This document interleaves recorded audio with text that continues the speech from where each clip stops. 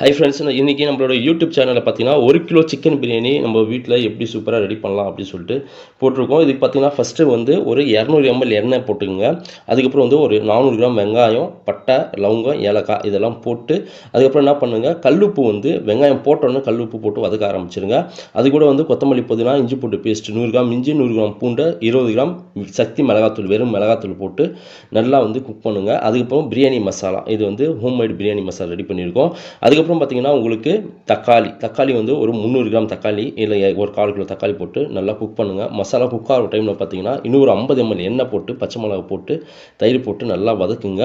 வதக்கிட்டு அதுக்கப்புறம் என்ன பண்ணுங்கள், தேவையான தண்ணி, அதாவது 1க்கு 1.5 அது அந்த ரேஷியோவில் வந்து தண்ணி வந்து போட்டு அந்த மசாலா நல்லா குக் பண்ணுங்கள். மசாலா குறைஞ்சபட்சம் ஒரு 15 நிமிஷத்துலேருந்து 20 நிமிஷம் நீங்கள் பிரியாணி குக் பண்ணால் தான் பிரியாணியோடைய மசாலா வந்து உங்களுக்கு டேஸ்ட் தரும். அதே போல் பார்த்தீங்கன்னா நம்ம பிரியாணிக்கு 1 கிலோ பிரியாணிக்கு, அதாவது 1 கிலோ ரைஸுக்கு பார்த்தீங்கன்னா உங்களுக்கு 1 லெமனு நல்லா நம்மளுக்கு வந்து மசாலா கொதி வந்துட்டுருக்கு. இது போல் நல்லா கொதி வந்துட்டு அப்புறம் லெமன் போடணும். லெமன் போட்ட அப்புறம் தான் நீங்கள் வந்து சிக்கனே போடணும். அப்போ தான் வந்து சிக்கன் வந்து உங்களுக்கு உடையாமல் இருக்கும். அதுக்காக இந்த கான்செப்டில் நீங்கள் செஞ்சு பாருங்கள். இதுக்கு முன்னாடி நீங்கள் செஞ்சுருந்தீங்கன்னா ஓகே, செய்யலை அப்படின்னா நான் செஞ்ச மாதிரியே இதே மெத்தட் நீங்கள் செஞ்சு பாருங்கள். அதுக்கப்புறம் நம்ம லெமன் போட்டப்புறம் சிக்கன் பீசஸ் வந்து 1 கிலோ அரிசிக்கு 1 கிலோ சிக்கன் வந்து நான் ஃபுல்லாகவே போடுறேன். மசாலாவில் போட்டு கொதிக்க விடக்கூடாது, உடனே ரைஸ் போட்டுடணும். இது நல்லா கொதி வந்துட்டு அப்புறம் ரைஸ் வந்து நம்ம 1 கிலோ ரைஸ் வந்து போட போகிறோம்.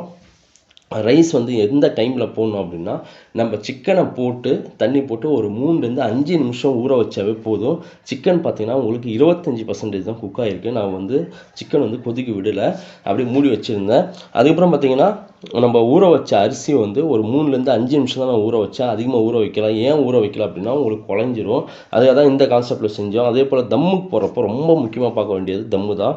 தம்மு வந்து 25 நிமிஷம் நான் போட்டிருக்கேன். இது போல் தோசைக்கல் வச்சு ஒரு 25 நிமிஷம் வந்து காற்று வெளியே போகாமல் தம்முக்கு நீங்கள் போட்டிங்க அப்படின்னா உங்களுக்கு ஒரு நல்லா உதிரியான ஒரு பிரியாணி வந்து உங்களுக்கு வந்து கிடச்சிரும். இப்போ நான் நார்மலாக ஓப்பன் பண்ணி காமிக்கிறேன். பிரியாணி பாருங்கள், எந்த ஒரு கலர் போட்டு நான் மிக்ஸ் பண்ணலை. இது சக்தி மிளகாத்தூளுடைய கலர் தான் இது.